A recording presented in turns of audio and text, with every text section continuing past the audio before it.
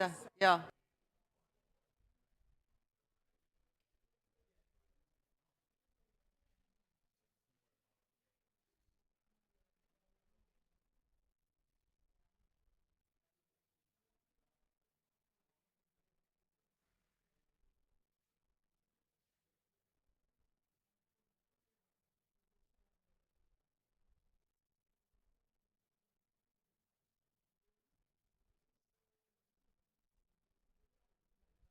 Let's, shall we? Yes, good afternoon, everyone. A very warm welcome to our pre-Christmas doctoral defense. My name is Riina Koris. I'm the head of the committee today, and with me I have the privilege of having two other committee members and also reviewers, opponents to Mohammad's thesis. So Associate Professor Maarja Beerkens with the University of Leiden from Netherlands, and Dr. Oleg Badunenko from Brunel University, London. I will briefly walk you through the agenda, and and then we can kick it off. So we will be today here to listen to a doctoral thesis by Mohammad Abu Sayed Toyon, the title of which is Retention of Working University Students in Higher Education, Insights from Estonian Context. Supervised by Professor Kaire Põder and Dr. Nivi. Yes, now this is, sorry Nivi. Can make it up later. So the way we will work is that after I am done here with a few more words, Sigrid will introduce the doctoral candidate and his thesis. Then Mohammad will have approximately 20 minutes to talk about his work and its merits. This we will then have an academic debate led by Maarja Beerkens and Oleg Badunenko and myself at the end if there is time. Then I will give floor to Kaire and Nivi. We're all very homey here to talk about their lovely experience with supervision. This we will follow by a voting process where we will ask everybody to leave the room except I suppose the three of us, or the four of us really. And then Mohammed will have his well, not last words, they don't sound very good, but we'll end with his few words, more of his few words. So, let's, this is the agenda, and let's get started then, Sigrid, if you would like to.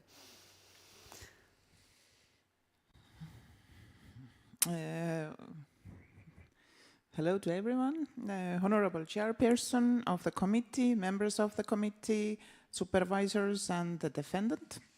Mohammad Abu Sayed Toyon has presented all the documents that are necessary according to the procedure for successful completion of the doctoral program and defense of EBS. Mohammad Toyon has presented the thesis titled Retention of Working University Students in Higher Education, Insights from the Estonian Context. The set of documents which Mohammad Abu Sayed Toyon has presented in 2020 when starting his Ph.D. studies at EBS also contains copies of his master's diploma from the University of Tartu. Mohammad Abu Sayed Toyon has fulfilled the requirements of the curriculum of doctoral studies in management to defend the doctoral thesis and acquired the necessary amount of credit points.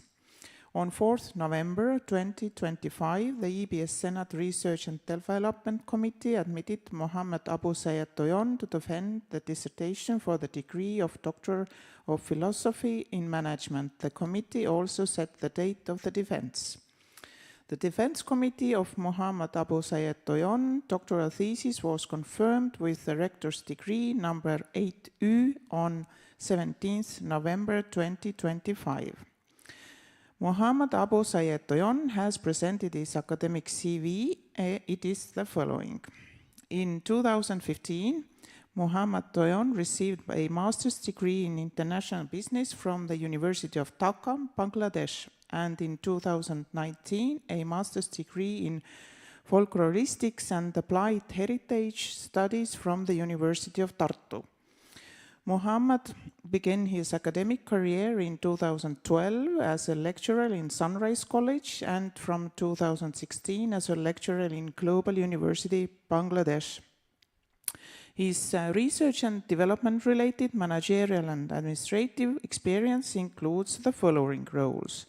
2018-2019 research fieldwork in Council of Europe, Strasbourg in France, and CRISCO EU project in Tartu City Municipality, Estonia.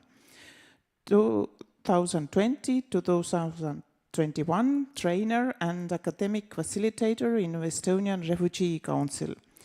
2022-2023 TEFL teacher at Sillamäe Secondary School number 3. Namely, Mohammad Toyon is certified teacher as teaching English as a foreign language. 2023-2024 assistant professor of management in Voxen University, India. Currently, he performs as head of academic division in European College of Polytechnics in Sillamäe. Awards and scholarships. 2020-2024 state-funded doctoral position at the Estonian Business School. 2020 scholarship support for art activities from the Estonian Ministry of Culture. And 2018 RAE Fund scholarship from the University of Tartu Foundation. According to the Estonian Research Information System ETIS, Mohammad Abu Sayed Toyon has 2 completed projects and 1 project in process and 26 articles. Thank you. Yes, thank you, Sigrid. So, Mohammad, if you would like to, the floor is yours.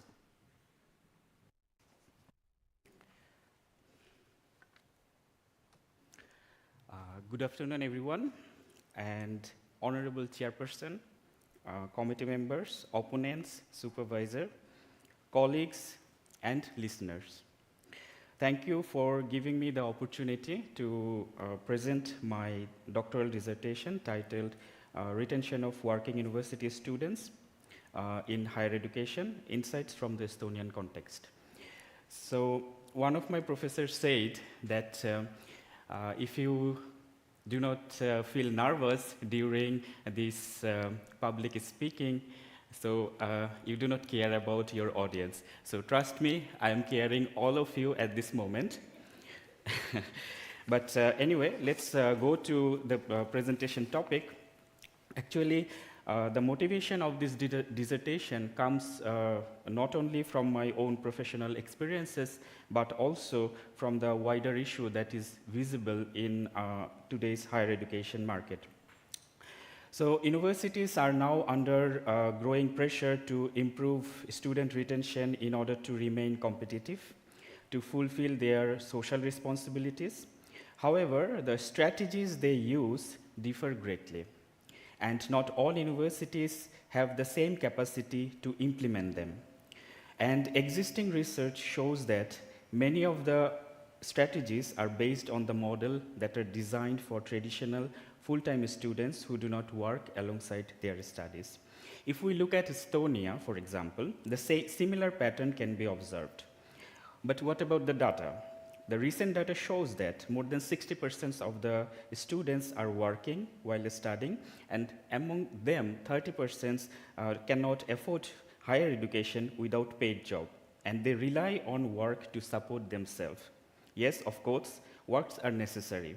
It helps to build skills, gaining work experience, but we also have to understand that demands of juggling study, work, professional life can place these students in a difficult position or can often push them to question whether they should continue their degree at all.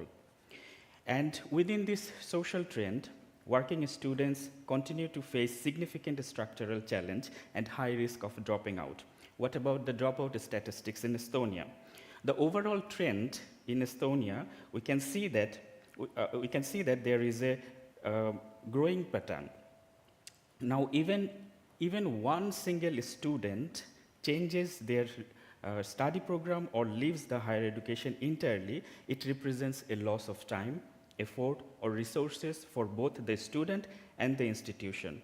So these realities highlight some sort of indication that why we should care about retention of working students. Not only that, if we look at the literature, it is also visible that working students experience cultural suicide. What does it mean? It means they are expected to set aside their social and economic realities in order to fit into the academic norm. Besides that, perceived value of higher education is also questioned nowadays. So the question emerges that how can university in this situation can help to better accommodate the expectation of working students to improve retention. If we want to understand how universities can better accommodate the expectation of working students to improve retention, we need to understand their demographics, we need to understand what matters in university life, and we need to understand what specific support they need. So the central research question has been divided into 3 sub-questions. But why these 3 questions, and how did we arrive these 3 questions? We will discuss it in next slide. Let me spend a little bit of more time in this slide. So, what really matters in retention of working students? So when we talk about student retention, it is important to understand that there is no single solution. A large body of research has identified the issue, and they have given us several influencing factors. Among many approaches, Professor Tinto's work has been very influential. In 1975, he introduced the theory of student departure, but he focused mainly on separation, transition, integration, and incorporation. But later, he realized that there are some limitations in this theory. Then he expanded his theory to institutional action, and he focused mainly on what institutions or universities can do, such as providing academic support, encouraging involvement, and offering meaningful feedback. From this viewpoint, retention is largely shaped by the institutional action. It is like giving customer the best post-purchase experience. Despite its strong influence, Tinto's model has been criticized. But what are those? One of the critic is that it presents retention largely as a linear process, ignoring the individual differences and assuming that all the universities have the same capacity to implement their common strategy. In response to this limitation, Bourdieu's theory of practice offers a useful complementary perspective. We have to understand students enter higher education with unequal level of cultural, social, and economic capital. Those with limited cultural capital may not automatically understand how universities work. Students with weak social capital may not understand the structural opportunities to build supportive network, and students who face financial pressure may require institutional support so they can focus on their studies. So in this way, Tinto helps us to understand what institutions should do, and while Bourdieu explains why these actions are necessary. So by bridging Tinto's theory of institutional action and Bourdieu's theory of practice, I developed this integrated framework for understanding the working student retention. So right-hand side is institutional perspective, individual perspective, and left-hand side is the institutional perspective.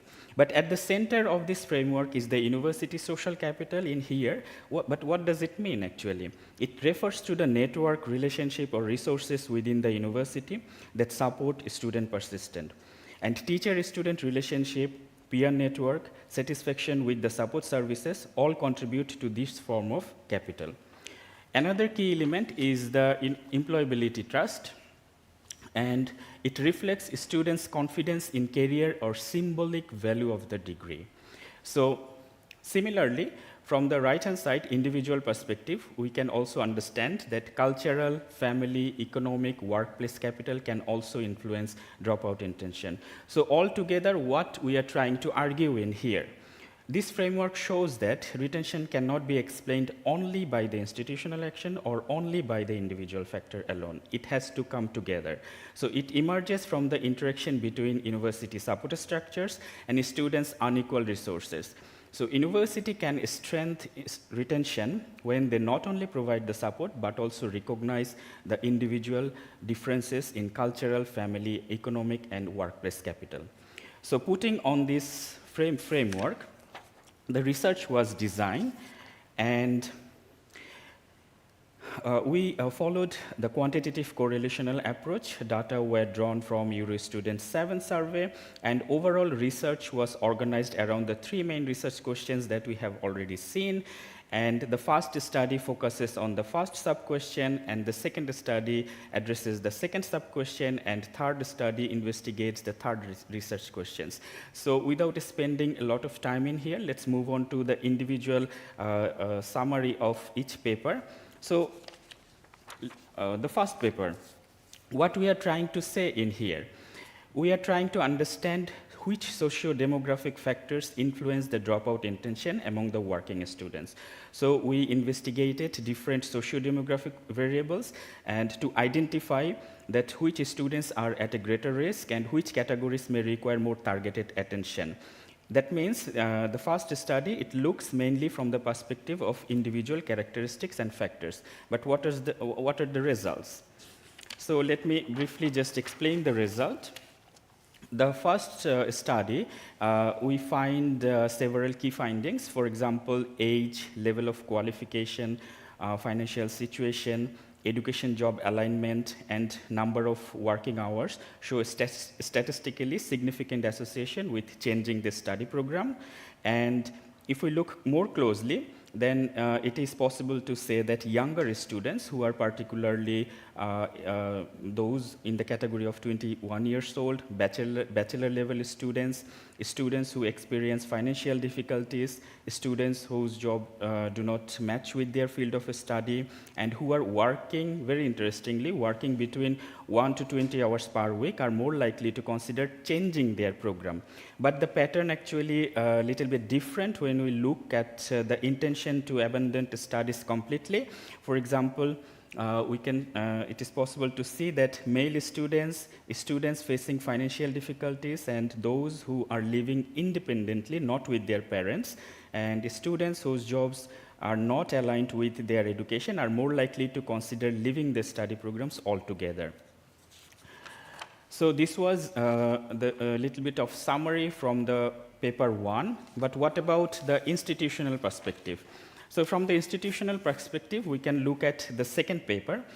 For example, what we are trying to understand in here, we are trying to understand that how teacher-student relationship, employability trust, peer network, and satisfaction with support services are related to dropout intention, and which factors matters most in this relationship. So the same sample was used in this study, and the data analysis we followed the factor analysis and structure equation modeling. So what's the result in here? So as we have proposed previously, we argued, we said that we would expect that social capital would have a negative relationship. So we found the similar result in here. University social capital has a negative relationship with dropout intention, but what does it mean? It means that a stronger connection within the university reduces the probability of students who wants to leave. And then, interestingly, satisfaction with support service shows the positive relationship with dropout intention. So let's look at individually these factors, especially the mediation analysis of employability trust. So overall, it is possible to see that teacher-student relationship reduce dropout intention overall, and employability trust partially explains this effect. That means teacher-student has the direct influence, but this influence also comes from the employability trust. And as previous slide, we have seen that support service has positive relationship, but when employability trust mediates this relationship, support service shows a negative relationship. So overall, employability trust acts as a partial mediator, compensating rather than replacing the direct effects of institutional or social relationship. But what about the support service? Let's look at the individual support service. But before that, what kind of support service we are talking about in here? So from the data, we looked at 4 types of support services. For example, study support services, such as libraries, computer centers, study space. And then, study support services was organized tutoring, academic writing support, bridging courses and mentoring. Learning support was libraries, computer centers, study spaces, and support for balancing studies and paid work, and balancing studies and family responsibility, and preparation of future work life. So how they are performing actually, these services. From the student perspective, we can see that learning facilities receive the highest satisfaction among all services. And the lowest, unfortunately, that working students are pointing the finger is balancing studies and jobs. It shows the lowest level of satisfaction among the working students. But why? And let's look at more closely what is wrong in here. So if we look at more closely in here, that balancing studies and paid job differs by qualification level, job education alignment, and age. So students in long national degree programs report the highest dissatisfaction in this special segment. But what does it mean? It means that long national degree programs is actually the programs that are more than 3 years old, 3 years, and equivalent level to the level 7. And also, if we compare the national degree programs with the bachelor and masters, so bachelor's and master's students were more satisfied with their job, satisfied when their jobs matches with their studies, and in this group also younger students, especially with jobs that do not align with their education, are more likely to be dissatisfied. So let me briefly summarize all these findings together. So all together, what we are trying to say in here. So the first question that come in my mind is that who is most at risk of leaving university? To be very briefly, men were more likely than women to think about leaving university altogether. Younger students were more inclined to rethink the study programs, even if they were not planning to withdraw completely. Students in certain fields, for example, arts and humanities, ICT, were more likely to question their study path. And of course, money matters too. Students who face financial difficulties were more likely to consider both changing the study program, also changing to drop out entirely from the university. And surprisingly, number of hours worked did not simply predict the dropout intention, like to leave the university completely. But then the question is, why relationship matters in university so much for this working student? So this research has found that the power of human connection. What is it? Working students were more likely to think about dropping out, less likely to think about dropping out when they had a strong positive relationship with their lecturers. They got helpful feedback, encouragement, and a sense of being seen, and that had a meaningful impact on a student. And also students also benefited from the feeling that their degree would truly matter in labor market. When they believed that their studies would be respected by the employers and lead to the real opportunities, they were more likely to persist. However, we also have to understand that support services often miss the mark. University offers a range of support services, but we have to understand working students do not experience these services in the same way. They need their needs depends on what they study, their age, how much they work, and whether their job matches with their studies or not. But what do actually working students need then? So those working fewer hours, for example, less than 20 hours a week, they benefit from flexible timetables, remote access to learning materials, support with time management. And those who are working long hours, they said they need evening and weekend classes or more online learning options. And those students whose jobs do not match with their field, they need guidance, transition guidance, to bridge the gap between what they study and where they hope to work in the future. How can then university do better in this case?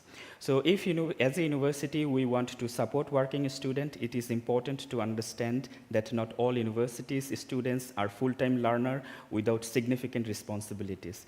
So we have to recognize the growing diversity of student experience, strengthen the meaningful relationship between teacher and student, and also offer the support that helps the student to see clear connection between their degree and their future career. But all these conclusions actually come with some limitations. We were unable to see the causal inferences. Data comes from the single data set. Also, there were some limitations to apply the items, survey items, to the application of the theory completely. And we did not actually look at the actual dropout experience. And also, the most important thing is the available policy-related variables, need-based allowance, whether they are actually targeted to the working students or not. We didn't actually look at this one, but instead we relies only on the student's perspective alone. So thank you so much for listening to this presentation. I will finish the presentation now. Thank you. Mohammad, thank you very much. And I think this is a good time to give the floor now to our reviewers, opponents. We'll start with Maarja, maybe? Thank you. So, yeah. Thank you very much, and thank you for inviting me. Thank you for the opportunity. I'm very loud, but I hope you can bear with me. Thank you for the interesting thesis. I read it with great interest. It's also a topic close to my heart, and it's also an interesting case. Estonia is an interesting case because employment numbers, indeed, as you point out, are very high compared to other countries, so it's quite a unique context to study. I say also a few compliments in the beginning. What makes this dissertation really great is a very clear focus, very relevant topic, a clear research question, so it's really nice to see that the three articles come well together.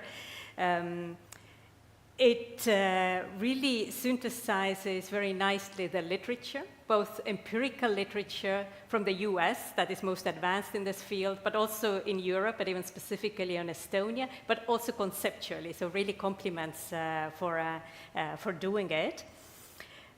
I was also lucky to read the early draft, so also compliments how much the last round has really strengthened and improved the thesis. So it's so great to see, and particularly my compliments about one part.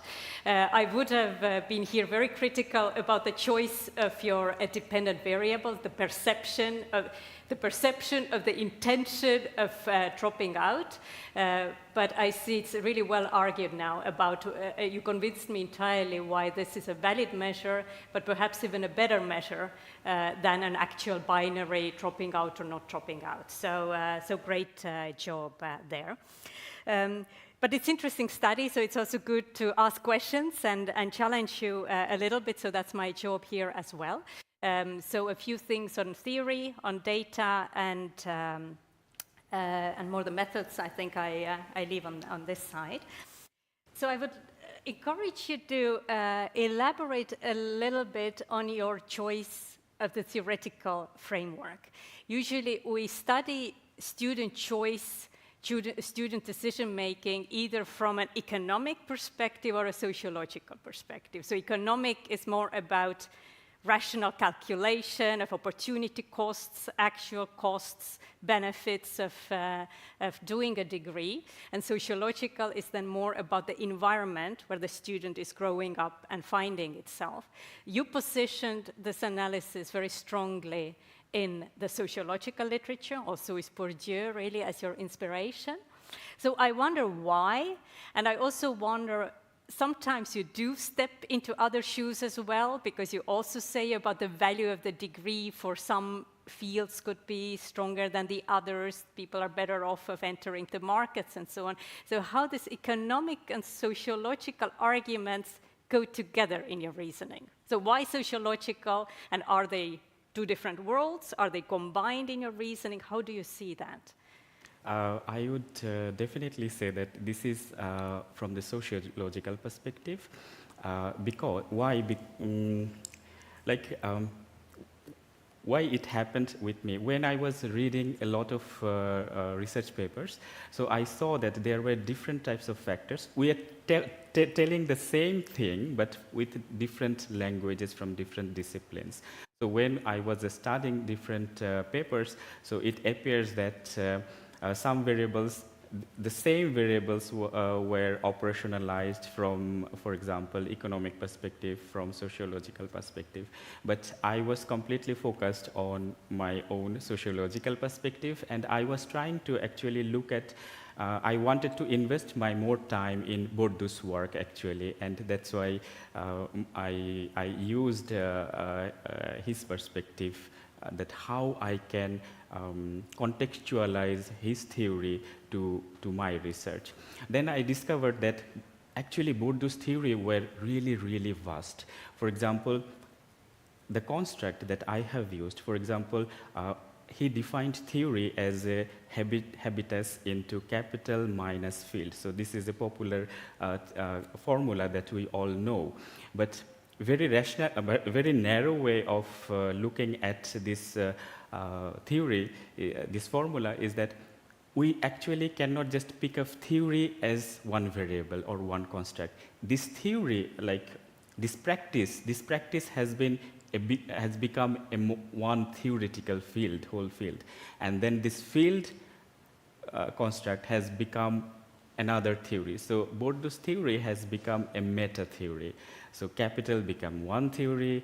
So I was trying to little bit calm myself and wanted to focus that, okay, I have to use this theory by looking at the different empirical studies and how I can do it. Then I divided my perspective into two different areas, that, okay, individually, what variables are important in here, and from the institutional perspectives, what variables are important in here. So then I try to contextualize Bourdieu's theory from this individual perspective and institutional perspective. So Bourdieu gave this capital. So if we divide the capital, so the studies, sociological or sociology of education, this field, if we see that they have used this capital in a different way. Family capital, individual capital, then personal capital. So there are different way of explanation. So I was capitalizing that capital theory as well. So I divided the individual situation of the working students by dividing their resources into this cultural capital, family capital, workplace capital. And then from the institutional perspective, I saw that education economics, especially if we look at Tinto's theory, those who followed Tinto's they actually implemented very rigorously that we have to stuck in this construct, this item, but I was trying to little bit creative that what is missing in this education economics literature and how I can connect it with sociology of education theories. Then I realized that it is possible that no one, like everyone is telling, but no one is touching this university social capital as a construct. So then I realized that, okay, let's divide it, and what actually affect this university social capital. And then I realized that, okay, then from the institutional perspective, who are the agents of these institutions?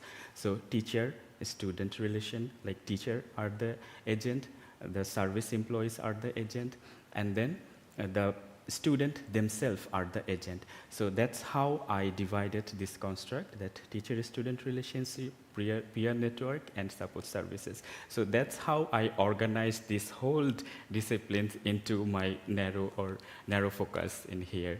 So actually, yes, what I was trying to say in here, that I took different facets from here and there, but my focus actually was to implement that how it can relate to Bourdieu's work actually.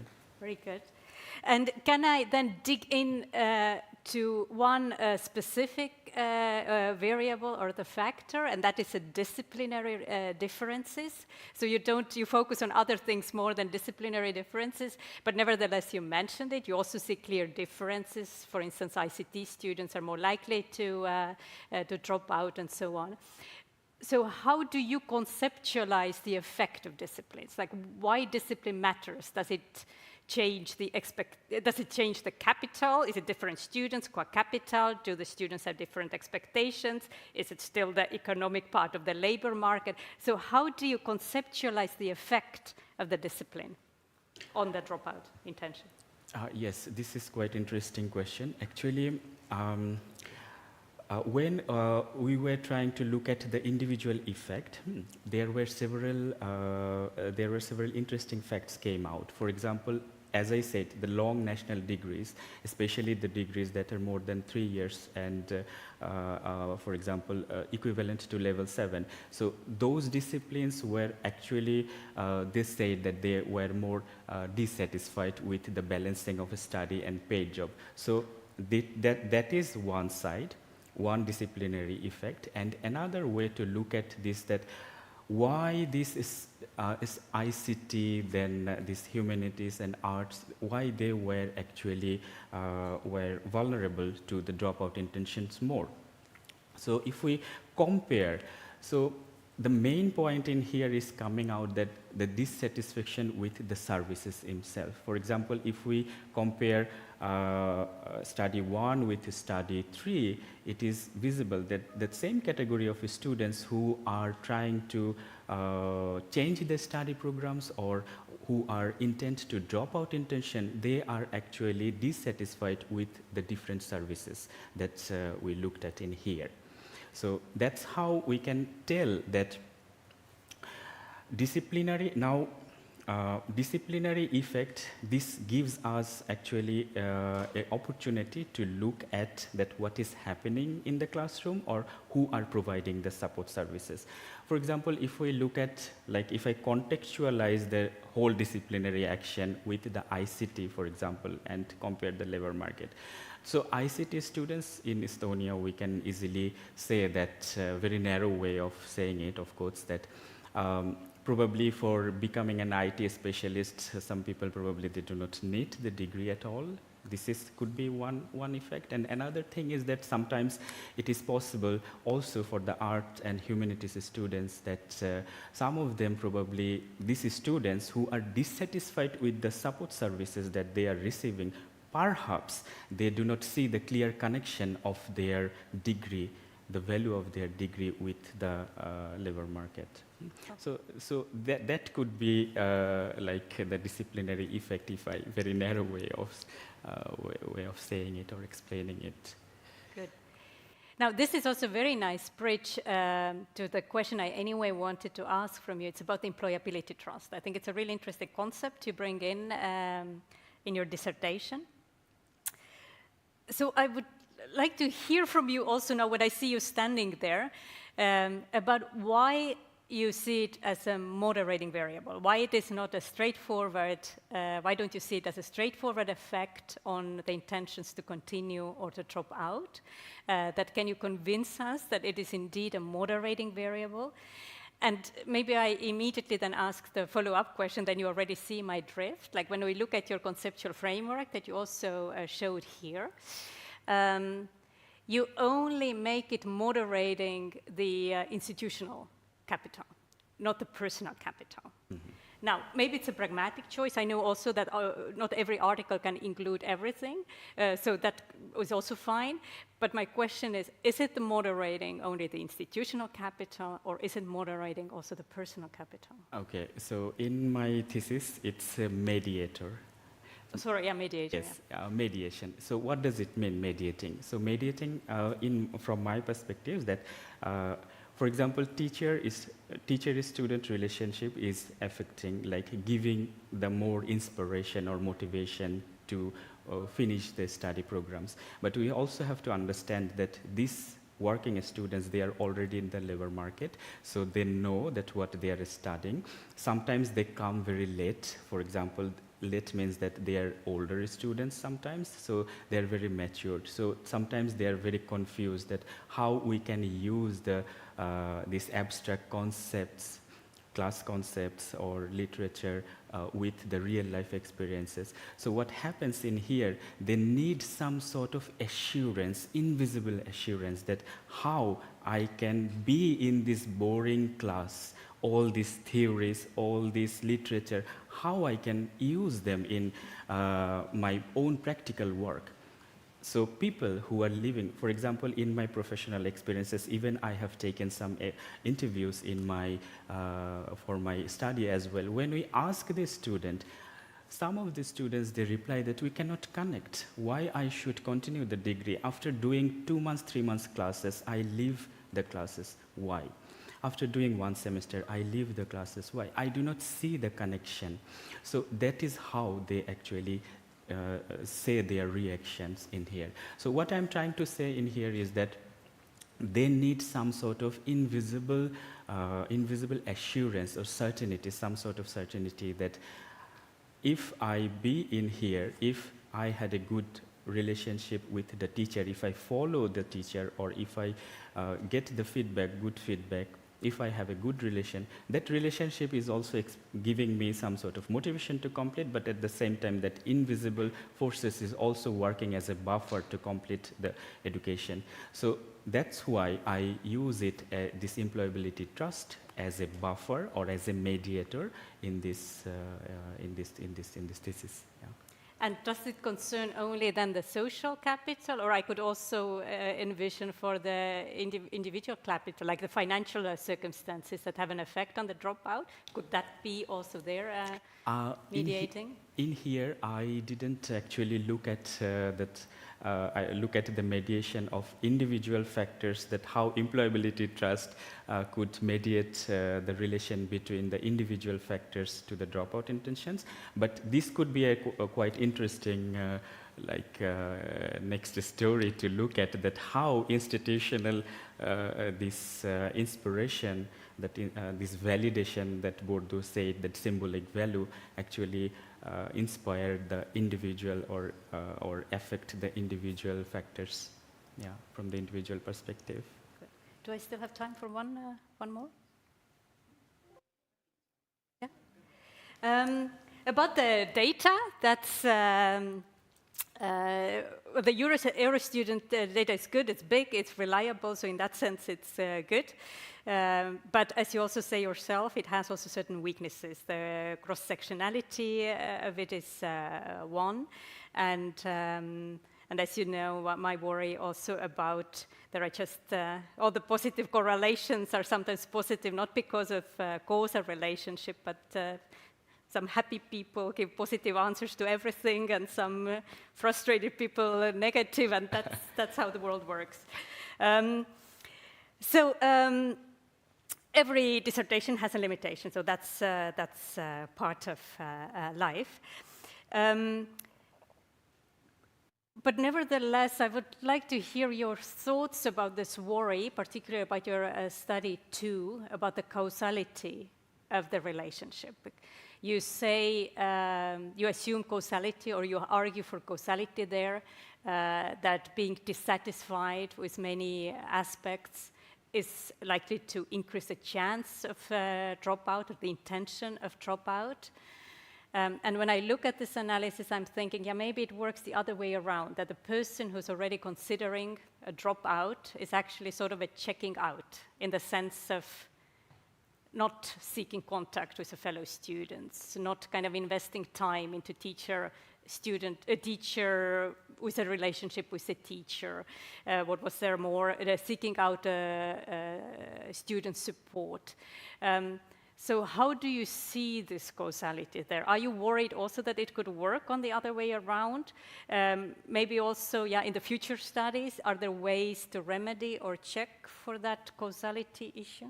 Yes, of course. It is also possible to check. For example, if we do the experimental studies, in that case it is possible. Also, for example, if we do the cross-national studies, then it would be really nice to see, or probably, for example, different cultural contexts, if we study, then it is also possible. Or I think it is possible to get the new data from all the Estonian universities, that what kind of students are getting the support services or the career advices, that who are actually this vulnerable or at dropout risk, as we term them. So if we get those kinds of data, then it is possible to do some analysis and then compare the other way around, actually. And this could be an interesting future studies, yeah. Okay. Yeah. My final question, are working students different? You focus on one group of students. Mm-hmm. Do you think the theories, what you develop here, the causalities, for instance, the relevance of employability, trust of others, do you think you would see different results for all students or for non-working students? Yes, for non-working students, like difference, yes. We can make actually not only the difference between non-working and working, but also we can make differences in certain characteristics or certain items with the students who are working full-time and who are working part-time, actually. Like full-time and part-time working means that who are working in Estonia 1 to 20 hours a week and who are working more than 20 hours a week. So it is possible to differentiate those variants, actually, yeah. And what makes a difference then? Conceptually, why? Actually, yes, it is interesting. Even in my thesis, it is possible to see that there are different ways to actually explain. So, who are actually at most risk, as I said. So, students who are working part-time and the job that is not related with their studies, they are actually are at the risk of leaving, like changing the programs. So this could be one differentiating factors that then we have to probably identify or find another solutions for these students probably. So this is just one way, very narrow way to differentiate the characteristics of the students. Okay. No. I could go on for 2 hours, but I'm afraid I believe that, yes, I believe. Thank you, Maarja, very much. Oleg, enjoy. Thank you very much. Well, first of all, thank you for giving me this opportunity to review the thesis and potentially suggest comments to improve the thesis, on which you have been working really hard, and I like the revised version very much, so thank you for that. Now, I want to say that this topic is really important because just recently I've read in UK, 2/3 of students are actually working to support their studies. And to be honest, I haven't thought that this proportion is going to be so big, and I haven't seen a lot of research on working students and how it affects their retention. I would, in the first place, think about their performance because my mind is twisted in that way. But this is the value of the thesis, so it makes an important contribution to understand the student reception in higher education, focusing on working students especially. And this is, as I said, in the UK and potentially in other countries, this is the increasingly prevalent form of studies where students want to support themselves, and if they want to get into higher education, they also potentially want to finish their studies debt-free, and so that's why they're working. So just let me summarize very quickly what I get from your thesis, just an overall picture before I come to questions. Well, first of all, you're synthesizing the literature which focuses mostly on retention of students, but then you say, look, they do not consider the proportion of students that is actually working, and so you want to you want to draw on those theoretical aspects and then add the new layer to this. And I think that we talked quite a lot about how you're doing this. So this is the first value which I see. The second is that you're focusing on one country, and you provide evidence which could potentially be generalized, although it's also testable on other countries which are in similar situations, and you've done this clear in your literature review. And finally, you have strong practical implications which can be drawn from the conclusion that you're making in your thesis for higher educational institutions. And here will lie one of the questions that I would like to ask. Right, so in sum, your paper value lies in highlighting the realities of working students, how they see education, and how the universities need to align with this new reality if their objective function is to retain students. So this is something which is not present in your thesis, but assuming that this is it.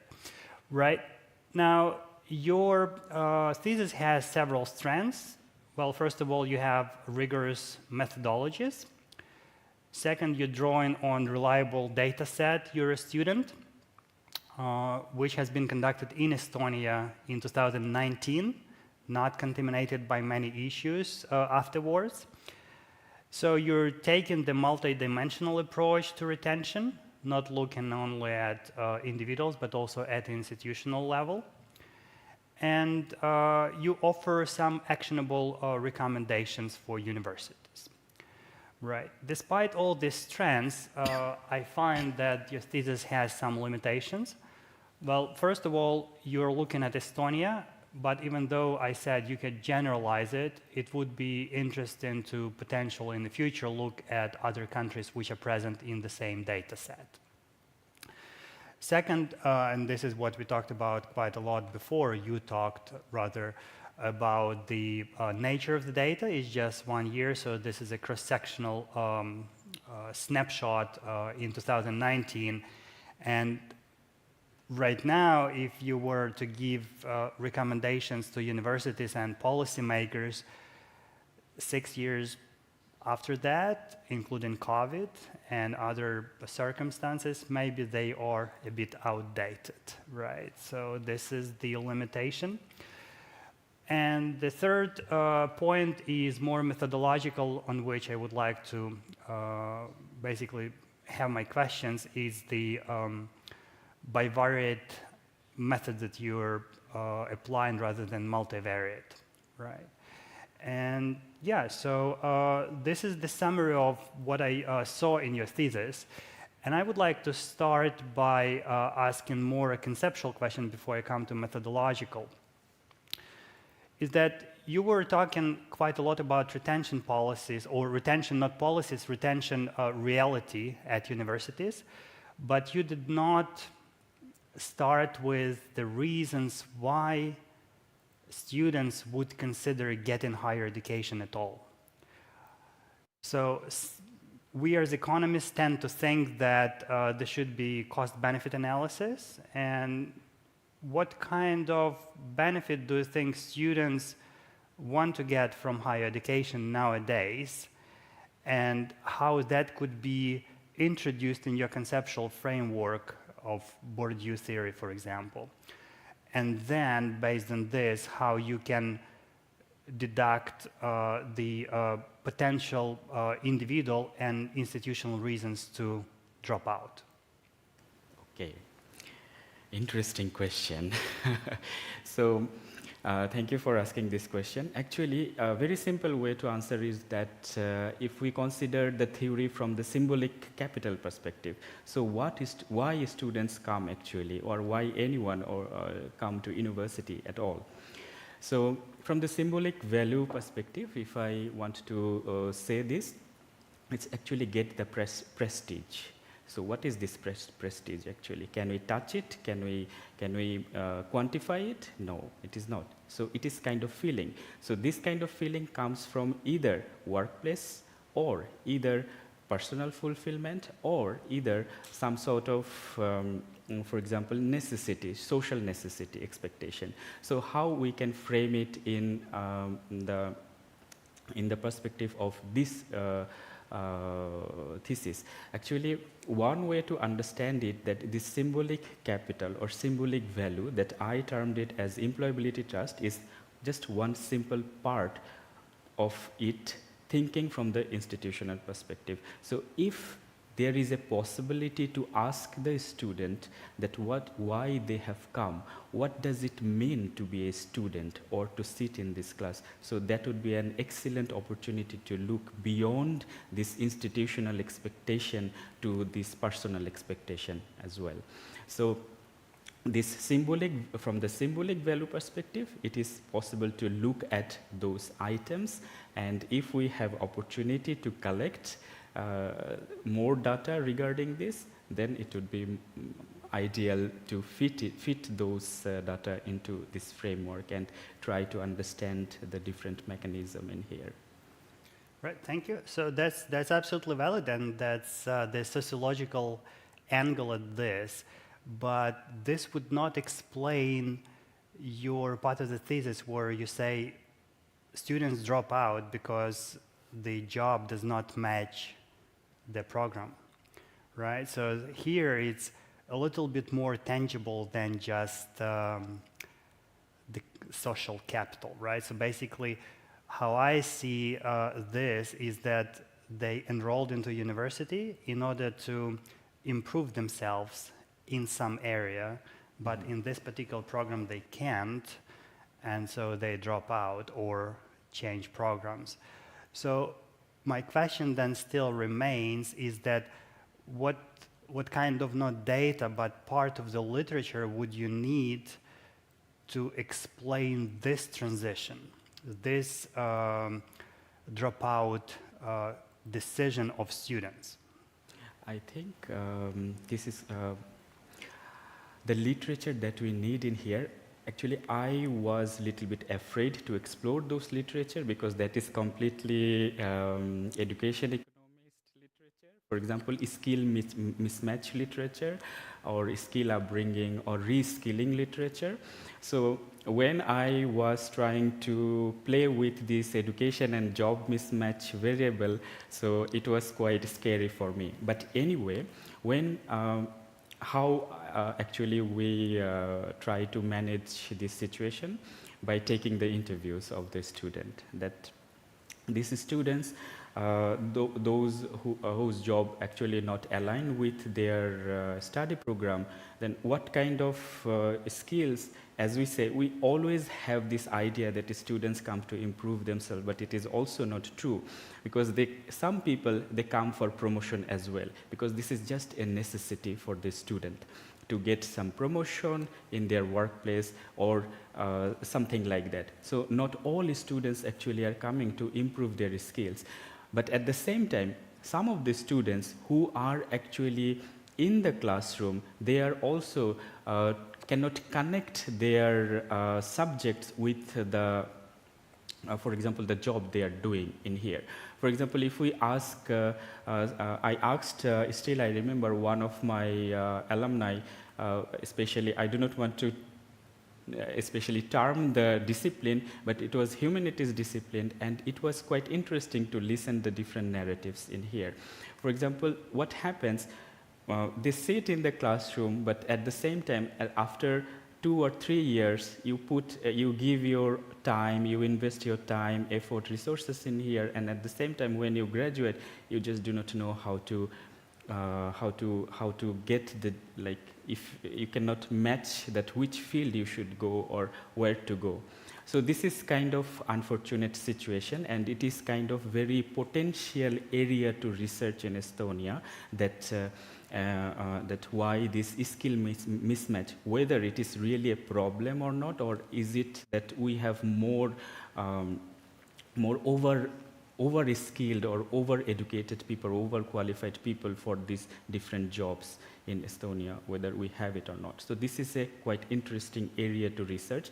And to do this research, probably we need more literature on this upskilling or reskilling field, or more basically the economist way of looking at it. Those kind of literature we need, yeah. Yeah, no, so I understand. So that's why I'm asking, because I have not seen this in the thesis, and I think that this is a big deal. Okay, thank you for this. Now let me get to methodological questions. So in one of the chapters, you're using the chi-square and Somers D to explore associations, as we discussed for the cross-sectional data. But in this bivariate analysis, you do not account or control for other variables. So this would limit your ability to isolate the independent effects, you see, by not controlling for other variables, and suggesting that you could improve on your conclusions if you were to explore a multidimensional analysis. So have you tried other methods, and were they not delivering satisfactory results, or you decided to go against them from some other reason? No, of course, I tried by myself as well. As also, I also collected this Euro student aid data, and we are actually trying to understand and trying to implement regression analysis. And also, we are trying to understand the difference of these, for example, students who are coming with unequal resources, who are entering for the first time in university. So we are trying to implement it a different way, but in a draft way before making the papers. Actually, I myself also saw different regression methods and all that. But anyway, it is like in one paper, it was not possible to give everything. So very simple way, like it produced the same result. So it is better just to stick into one method or very simple way to explain in the paper. So that was our strategy. Okay, so that's really surprising, but probably you would get smaller standard error. Let's put it outside. Now, another thing is that one of the studies relies on t-test for comparison of mean of groups, and you're using the ordinal variables. So tell me, why wouldn't you consider some non-parametric alternatives like Mann-Whitney U-test? Because for a larger sample size, you said that you would mitigate it by saying that, you know, in infinity everything's normal, so you could rely on t-test. But still, for ordinal data, that could give you a more precise estimation, and still you would not have to rely on this assumption. Yeah, when we actually compared non-working, working with different categories, and the comparison was also, we mainly focuses on the ordinal variables. For example, from a strongly agree to strongly disagree. So those kinds of variables we focused. So different researchers have different methodologies, and they follow different theories. So for ordinal items, I think it's quite, we can use it as, for example, we can assume it as something continuous, for example, and put it or merge it together as a factor, one factor together and then another factor together. So what I'm trying to say in here, that it is, it depends on the researchers, that how they identify or how they developed their items. But in our items, for example, teacher-student relationships and peer network, support service, those were actually ordinal variables, and that's why we stuck into this statement, or into this idea that we will use this as for the factor analysis, and we will use it from the factor to this SEM. Okay, thank you for your answer. And then I would have to leave it more on another note about the conceptual part. is that you provide some insights for universities, what would take it to have a better retention rates. How would you compare the policies the governmental policies from university policies that would help universities to lower the retention grades? Well, the starting point from the thesis is to check, for example, I would repeatedly say that teacher-student relationship. So my starting point would be from there. So in that case, we have to understand that the university administrator themselves has, they have a role in here. Why? So teacher-student relationship doesn't build in one day. So we have to train teacher, we have to talk with the students, so we have to see what is happening in the classroom. So we need to take perspective from the teacher, perspective from the student as well. And from the policy perspective, from the university's perspective, so that would be the beginning point, that what is happening in the classroom and how is the feedback and how we can make this happen or make this more suitable for the different kinds of students who are sitting in the classroom in here. So my starting point would be to look at more at the teacher-student relationships. Right, but I would be more interested to hear about what government can do rather than what university can do. Okay, so in that case, in here, I would like to emphasize that from the government perspective, we need to understand that not all universities has equal resources. So this is something from the government perspective. How? So if we look at the support services, so the demand of working students are not same. The demand differs from the working student by themselves. So in here, if I see that if the university themselves has a performance-based funding or has some sort of enrollment-based funding, so that is something a different area than my research, but I'm trying to connect it in a way that if there are some inequality regarding the funding allocation of providing the support services of different universities, then that is the part that government has to play in here for making the equal resources for all universities to provide the support services. That's a different issue, right? Yeah, yeah. Right, thank you very much. I'm done with my Thank you, questions. Oleg. Thank you very much.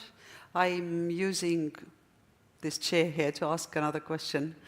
In your thesis, you write that approximately 80% of students in the EU, I think it was in Europe, that they work while studying. I don't have reliable statistics or in fact any statistics. I just have personal experience from 30 plus years back that I think the figures stood different, that maybe 20% were working and 80% of students were not working some 30 years ago.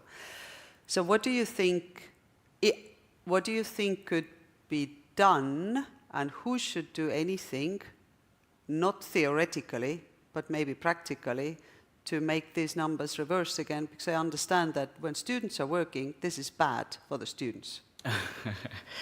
Okay, this is quite interesting.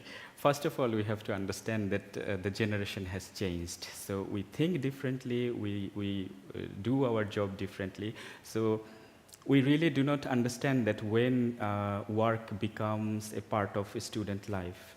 So this is something we have to accept, that even I still remember that one of the professors just said that all of my students in my class, I'm very proud they are working. So this is the situation is in this present moment. So now the thing is that it's nothing to blame, nothing to recover or reverse. It is just accepting the fact, or probably it's kind of institutional adaptability. What does it mean? It means that we as a university, do we have that flexibility to change ourselves with the time or not? labor market is changing every day, but do we have that flexibility or freedom to change, whether from the policy perspective, whether from the regulation? When this, from the regulator, when this flexibility comes to us, then it is possible to change with the labor market that is happening. So very simple way to say it is that it is all about to change or reverse the situation, it is kind of institutional adaptability. Would you say that most students work because they need the money to support their studies, their families, their life, and so on and so forth? Yes, Okay. and this is, yeah. Mm-hmm. And so if they didn't have to support their families, their life, their studies, then they wouldn't work? Exactly. Okay. This is something that also in my research I have also found out Right. that. So if there was a different kind of support system that supported those students while studying, would we then be not talking about it? Would the problem then be solved? Because right now we are sort of trying to cure the symptoms, not to do away with the disease itself. Exactly. So could that not theoretically, practically be done? So probably, actually we didn't look at different allowances that are available No, in no, here. no. So This is not what I'm asking. I'm just, speculating here, kind of a... So very simple way to answer it is that if there is some kind of mechanism or funding or some allowances for the working students, especially for the targeting working students, if we look at Germany, if we look at other countries, they have these facilities. For example, allowances, they get tax benefit, they get, for example, in Estonia, we have need-based allowance, but is it targeted for working students? For personally, it is recorded, but I personally do not believe that it is targeted for working students. Could the funding be so scarce because we have too many students? Is higher education maybe accessible to too many? Because if there were fewer students but the same amount of funding, then each student would get more support, which would deal with their problem of having to go to work. Yes, so in here it's quite a different, interesting debate, yeah. So then we have to look at that who are working and how many hours they are working and where they are living. In Estonian context, most of the students, actually more than 62%, if I am not wrong, these students, they work because of like providing rent and living expense. So is there any kind of support services that will give them support to, for example, to provide this rent, for example, or some sort of accommodation services that are followed by in other countries? So that could be one of the way, or like a starting point to think about it. Yeah. In your research, and when you were looking at the statistics and the data that you were working with, I should probably know, but either I don't or I have forgotten it. Is there a country, let's say in Europe, which where students, sort of working students' numbers are very, very low? And is it because of the support, of the state support to encourage students concentrate on the studies rather than auxiliary activities? Yes, for example, in Finland as well, especially in Eurostudent 8 data. Now 9 is coming, but Eurostudent 8 data, there are some interesting variables that is possible to see and compare that whether... Okay, Finland is an interesting case, obviously also because it's closer to home, so to say. So what is the state doing differently there then? I think welfare states, they have more possibility and more resources. And also, in Estonia, I do not know when we will begin to think about the working student, but it has started in other countries, like Finland as well. So I think... Because if I'm not mistaken, then access to higher education in Finland is far more limited than in many other countries. Yes, this is another debate. This is another debate, yeah. Okay. Thank you. Thank you. I am now very much welcoming questions from the audience, and we also have, I think we have somebody online. We are also streaming it, so if anybody would like to ask a question from Mohammad, Sigrid has the microphone. You're very welcome.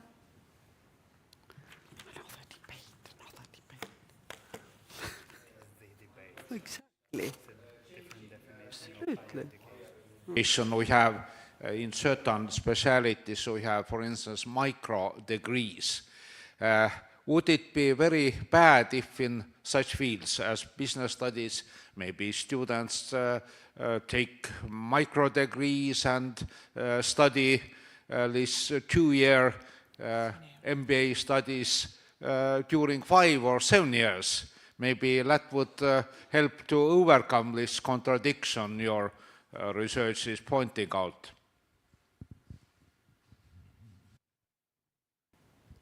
Yeah, thank you for the question. Yes, this is one of the clever solution, I would say, that introducing the micro degrees.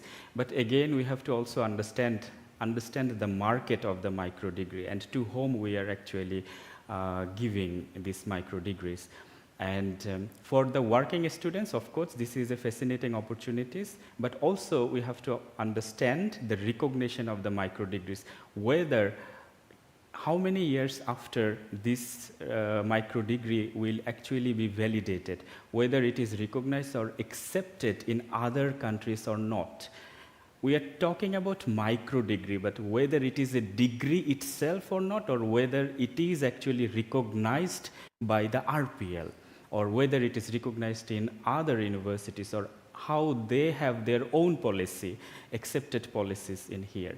For example, in UK, if you compare with UK, we have this separate, you can convert your work experience in a qualification. In Estonia, it is also possible, but not all disciplines are actually kind of accepting different work experience. So this is kind of problem, and micro degree has to actually zoom the focus that where actually we need that degrees. Yeah. But this is, of course, is a clever solution to remove this barrier. Yeah. Anyone else? Very welcome. No? I suppose you must have been very thorough. Anybody here? No? We're fine? No. All right. Thank you, Mohammad. And now it's time for the supervisors to say a few words, perhaps. So, Professor Kaire Põder and Assistant Professor Niveditha Prabakaran Pankova. Exactly. Oh, Jesus, it was so embarrassing. Come together. Supervise together, we try to give the speech together. So it's a orchestrating work. Let's structure the speech. You're starting as the senior supervisor. So. I will structure it and then you contribute to my structure. Agreed? I guess we start of talking about Toyon. First, his name, then how he came to us, where we started with. Then we discuss a bit the findings of the thesis and what we learned about it. And then we give some limitations to our talk. We are going to use all the time that you didn't use for questions in our speech. Because now it's still 2 hours defense, so it will be how long? The protocol says that both of you have 5 minutes. Wow. We were thinking about 45 minutes. Sorry. Are you ready? Let's deal with the name first. So we call Abu Sayed. Mohammad Abu Sayed Toyon. As someone whose name also is difficult to pronounce, I make it a point to know the names. Yes. We call him Toyon. Yes, you're very cool, like James Bond, you know, he just goes by Bond. Like, so he's Toyon for us. Because all the rest we don't know whether those are family or first names. Yes? So Toyon, this speech is for you. Thank you. I guess it was 5 years ago, 2020, when we first saw you. And we started to discuss this thesis, which was very much like, let's collect data type of thesis, wasn't it? Let's do interviews and then run survey and all those things. And of course, then Toyon entered. This was this cohort who has been studying, like this post-COVID cohort, who was, I don't know, training themselves as independent researchers already during the COVID period, not coming to the university. So you were sitting in Sillamäe, alone, and no social capital, no peer effect, very limited teacher effect, and this was a habit of this cohort, wasn't it? Yes. Well, I remember well that it was 2020 that Toyon joined, because that was also the year that I joined. And so it was like growing together. He was my first Ph.D. student, so I joined as an assistant professor.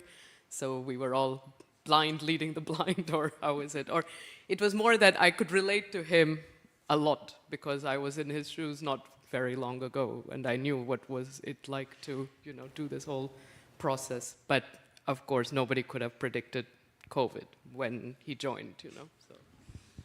And then I guess this was my job to narrate the story that maybe we don't collect the data after all. So we ended up with this data set, and I guess after 2 years, early summer, like in 22 perhaps, Toyon came to me with 300 pages and saying, the thesis is done. My reaction was that, like, I can't read 300 pages. Please cut it into smaller batches. So then the next thing, we found out that Toyon, now he says we constantly, but actually it's he, single person, published 4 articles or something. Mm-hmm. Suddenly we discovered there are 4 publications. Again, this COVID effect, I think. And then we still thought that, okay, now it can be at least article-based thesis without this 300. So the rest of the time, out of these 300 pages, the job was to cut it into the first 200 page, then 45 page, or how many remained, who knows? You know by heart? No. So this is a story. Thank you. So we weren't that good. No, it includes the articles Yes, as well, yes, I believe. yes. So the first Yes. chapter did get reduced. It's 135 without references. So we weren't that good of reducing pages. What we learned? I guess what we kind of learned is that supervision is a teamwork, but it's more about, now I will read the thesis outcomes, study support services, which means mentoring, coaching, learning support, which means library and all kind of other things, and teacher-student relationships. Do you want to comment on it? Well, given that I hope Toyon will pass, maybe we can say that there was a strong teacher-student relationship. But indeed, the topic, I think, all jokes aside, is very important, as all of you have pointed out. And I feel, not just feel, but know that it is also a topic quite close to heart for Toyon himself, who has been working, who has been remote, who has been dealing with all of these issues. So to try to turn, something out of his own lived experience and trying to improve outcomes for, others out there like him who are suffering. And, so we think that we're now in this modern world and, everything can be done remotely and you can go and get your degree and, from a computer in Sillamäe and wherever you're located. But it's clearly not so easy, that there is so much of this capital that is lacking, and this is what he has shown, how important all of this is, in fact, is. It's non-quantifiable in many ways. How do you quantify student-teacher relationship? in those, ways, it is obvious that, yeah, it's not all fine and dandy and everything can be done remotely, but there is still much that the university as a place, a structure, as social capital has to offer. I probably took away all the rest of your speech, so apologies. I have only 2 more sentences. I read it out. And thanks God, this Toyon was not dropping out, despite of this poor study support services, bad learning support, and kind of questionable online teacher-student relationships. So we are very proud of him. Yes, and seeing that my daughter is now 4 and your thesis is approximately the same age, you can tell like it's clear labor of love, because yes, that was another thing we experienced during COVID time, was also that one of his supervisors was on maternity leave. So yes, this first 300-page thing I couldn't even take a stab at, so yes, very good, Toyon.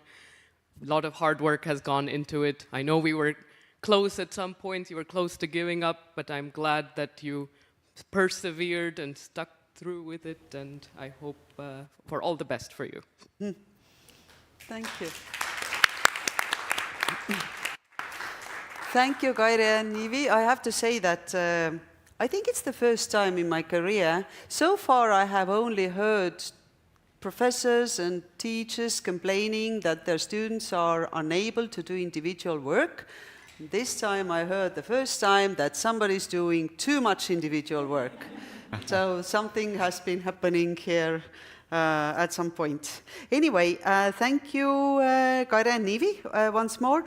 We would be happy now, the 3 of us here, if you just left the room for a few minutes, and then, but don't go very far, because we'll be soon inviting you back.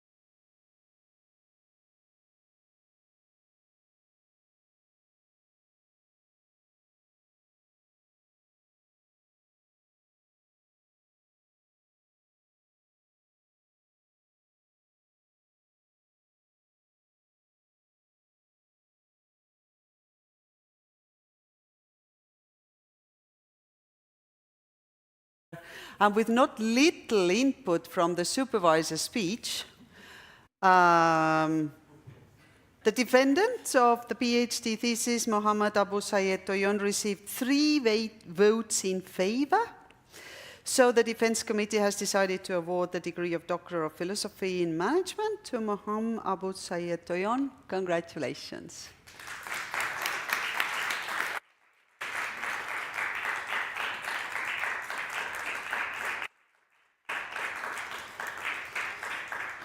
Yes, and Toyon, if you would like to have, the floor is once more yours for approximately 5 minutes minus. Okay. Okay, I'm trying to calm myself again. Yeah. Thank you, everyone. In childhood, my mother is no longer in this art, but she also used to say that she was the angel of my life. And, but when I came to Estonia, especially in EBS, I found 2 angels. For example, Kaire and Nive. Kaire has changed my life in very positive way. This 5 years journey was really, really a learning point for me. I started talking this tone with like Nive and Kaire. The way they speak, I also started speaking like them. So, so that kind of influence they have on me. And of course, I got some excellent friends. Rina Kernar, Eve, they were very good supporter. Whenever I felt lonely or that I needed to talk to someone from the classroom, I always used to call, and she was there even her busy days. She had lots of works to do, but she was there to pick up. Thank you, Rina. And of course, my family, my spouse, thank you so much for being with me and believing me. Thank you. Thank you. All right, so what's the plan now?